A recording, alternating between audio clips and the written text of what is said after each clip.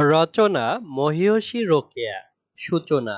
রোকেয়া সাকাত হোসেন ছিলেন বাঙালি নারী জাগরণের অগ্রদূত। বাঙালি জাতির শিক্ষা ও নারী জাগরণে যে কয়জন মহিয়সীর অবদান রয়েছে তাদের মধ্যে তিনি অন্যতম। বাঙালি নারী সমাজের সার্বিক উন্নয়নে তিনি আজীবন নিরলসভাবে চেষ্টা চালিয়ে গেছেন। জন্ম: রোকেয়া 1880 সালের 9 ডিসেম্বর রংপুরের মিঠাপুকুর থানার পায়রাবন্দ গ্রামে এক সম্ভ্রান্ত মুসলিম পরিবারে জন্মগ্রহণ করেন। তার পরিবারটি বেশ রক্ষণশীল হলেও পারিবারিক শিক্ষা-দীক্ষায় অনেক এগিয়ে ছিল। বাল্যকাল: রক্ষণশীল পরিবারে জন্মগ্রহণ করার কারণে রোকেয়ার বাল্যকাল অন্যান্য সাধারণ শিশুদের মতো ছিল না। ছোটবেলায় তার কোনো পুরুষ বা অন্য কোনো মহিলার সামনে যাওয়ার অনুমতি ছিল না, কারণ তখনকার সময়ে সমাজে মেয়েদের কঠোর পর্দার আড়ালে রাখা হতো। এই সামাজিক নিয়মকে বলা হতো অবরোধ প্রথা।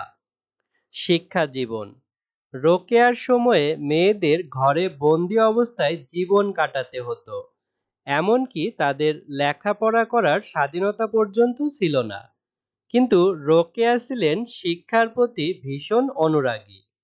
তিনি প্রথমে ঘরে বসে কুরআন পড়া শেখেন এবং পরে উর্দু ভাষা শেখেন। এরপর নিজের বড় বোনের কাছে তিনি বাংলা এবং বড় ভাইয়ের কাছে অন্যান্য বিষয় লুকিয়ে লুকিয়ে পড়াশোনা করে শিখে নেন। বিয়ের পর তার স্বামী সাকাত হোসেনও তাকে পড়াশোনার ব্যাপারে যথেষ্ট উৎসাহ ও অনুপ্রেরণা দেন। রোকেয়ার অবদান: স্বামীর মৃত্যুর পর বেগম রোকেয়া নিজেকে নারী শিক্ষা বিস্তার ও সমাজসেবায় পুরোপুরি আত্মনিয়োগ করেন। 1909 সালের 1 অক্টোবর স্বামীর স্মৃতি রক্ষার্থে তারই অর্থে মাত্র 5টি ছাত্রী নিয়ে তিনি সাকাত মেমোরিয়াল গার্লস স্কুল স্থাপন করেন। তিনি কেবল স্কুলই খোলেননি, নারীদের সচেতন করার জন্য অনেক বইও লিখেছেন।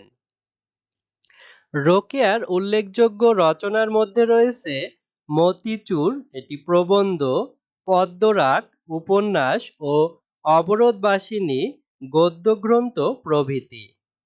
উপসংহার: এই মহান সংগ্রামী নারী 1932 সালের 9 ডিসেম্বর মৃত্যুবরণ করেন। আমাদের এই উপমহাদেশে মেয়েদের ন্যায্য অধিকার প্রতিষ্ঠা এবং আলোর পথ দেখানোর জন্য মহিয়সী বেগম রোকেয়া চিরকাল আমাদের মাঝে শ্রদ্ধার সাথে স্মরণীয় হয়ে থাকবেন।